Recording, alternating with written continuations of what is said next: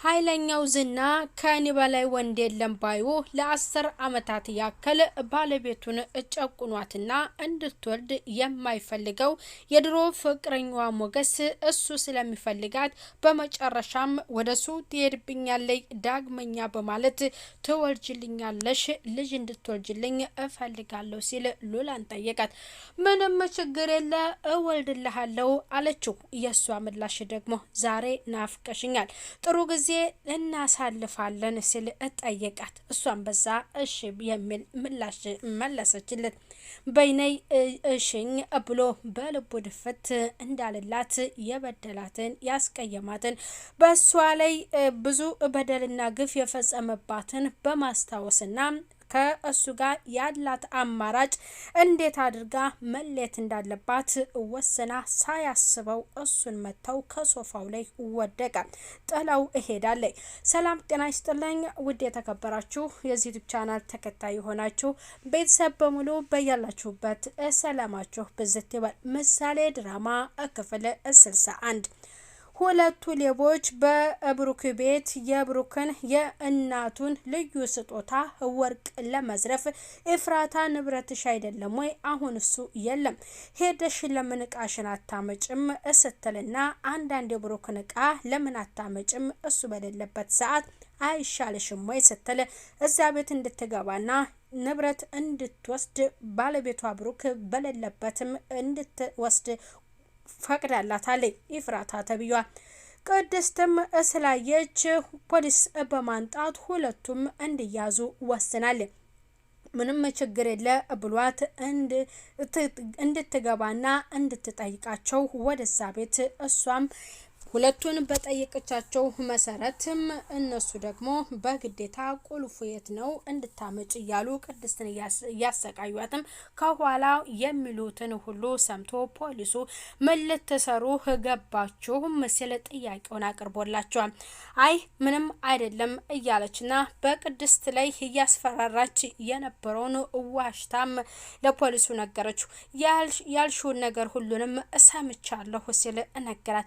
እባክህ የፈለከውን ነገር እኔ አደርግልሃለሁ ስትልም ነገረችው። በገንዘብ ልካስህ ስትለው እኔ በገንዘብ ጥቅም የማምን ሰው መሰልኩሽ ወይ ሲል መልሶላታ። እሺ የፈለከውን ነገር አደርግልሃለሁ እንደፈለከው እሆንልሃለሁ የሚለውን ለፖሊስ ነገረችው። አንቺ ምን አይነት ርካሽ ሰው ነሽ በማለትና እሷን እንድትታሰርም ፈልጎ እሷን ወሸኝቷታ። ቀጣዩዋ ኤፍራታ በብሩክና በምሳሌ ላይ የምታደርገውን ነገር እውነቱን ከነገርሽኝ ልጅቷ እንድትሞት ትፈልጋለች አይደለ? እውነቱን ንገሪኝ፣ ከዚያ አንቺም ትለቀቂያለሽ በማለት ለኤፍራታ ሲነግራት እሷ የምትፈልገው ንብረቱን ነው እንጂ በልጁ ላይ ምንም ነገር አታስብም ስትል ተንኮለኛዋም ከሷ ጋር በመሆን ዋሸችው። እሱም አልማራትም። ሁለቱም ዋጋቸውን ቅጣት እንዲያገኙ ወስኖባቸዋል። ዝና ከወደቀበት ተነስቶ ወደ ሶፋው ተቀመጠ። ተነሳ። በግዱ እየተርበተበተም ቢሆን እሷን ፍለጋ ጀምሯል።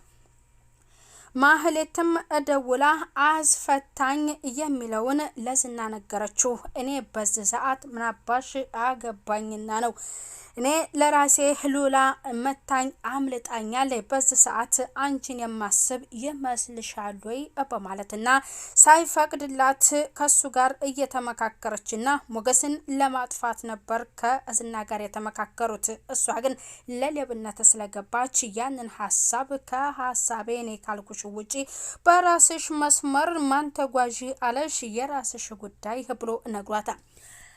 ሞገስ ወደ ቅድስት ጋር ሄዶ ቅድስትና እሱ ብቻቸውን ተቀምጧል። አባወራሽ ልሆን ሲል ለቅድስት ነገራት። ቅድስትም ተሽኮረመመች።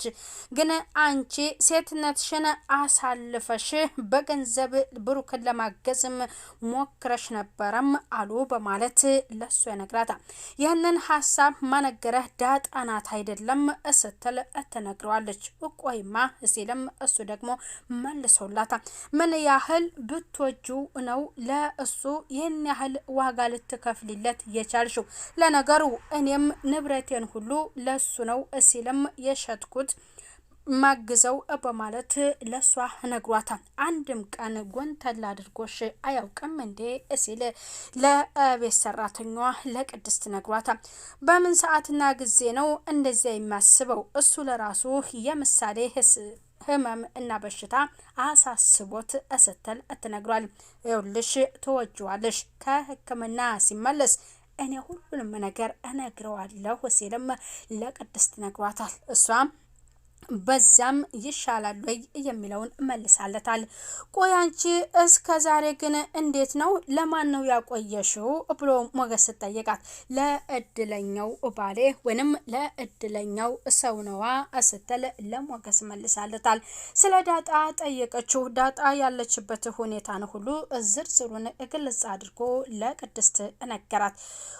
ከዳጣ ጋር ተገናኝተው ዳጣ ሞገስን ለሞገስ ጋር ሁለቱም እንደተገናኙ ሞገስ ደግሞ የማህሌትና የዛች የኤፍራታን ጉዳይ እንደታሰሩ እውነቱን ሲነግራት በጣም ደስ አላት። አሁን የዝና ደግሞ ፍለጋ ከወጣ እውነቱን ለሞገስ ሉላ ደውላ ስለነገረችውና ከእሱን መተው ከዛ ቤት እንደወጣች ራሱን እንዲጠብቅና ወደ ሞገስ ጋር ወደ እሱ ጋር ሄዶ ሞገስን እንደገና ከሱ ጋር ጸብ እንዳይፈጥር እንዲጠነቀቅ ሉላ ነግረዋለች።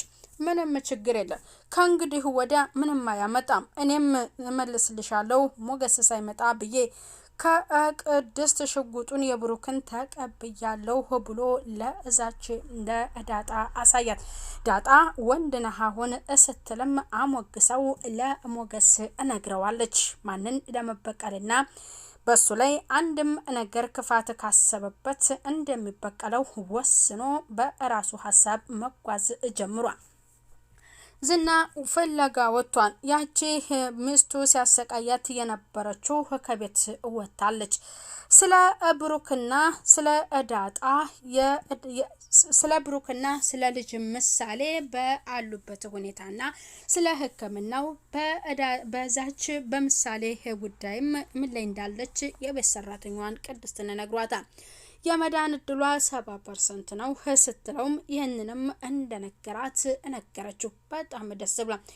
በፍቅር ጉዳይ ደግሞ እሷ እየፈለገችውና ብሩክ ስለማያውቅ እሱ እንደዚህ አይነት ነገር ላይ ብዙም አይደለ ሲልና እሷ ደግሞ እንድትነግረው ለሷ ነግሯታል። እሱ በዚያ ጊዜያቶቹ አላንቺ ምንም አይነት ነገርም አላሰበም ሲል ለቤት ሰራተኛዋ ነግሯታል። እሷ ግን እሱ እንደማያውቅ እሷ እንደምትወደው በአለበት ጊዜያት ደግሞ ምንም ነገር ለሱ ማሳወቅ እንዳልፈለገችና ሀሳብና ትኩረቱ ልጁ ድናለት ብቻ ከልጁ ጎን መሆን እንዳለበት ልጅቷ ከጓደኞቿ እኩል እንደምትጫወትለት ትምህርቷንም በስርዓት እንድትማርለት ወደ ጤንነቷ እንድትመለስለት ነው ሀሳቡ። ያችን ማህሌትን እንደሆነ ከሷ ጋር ያለውን ነገር ቆርጧል።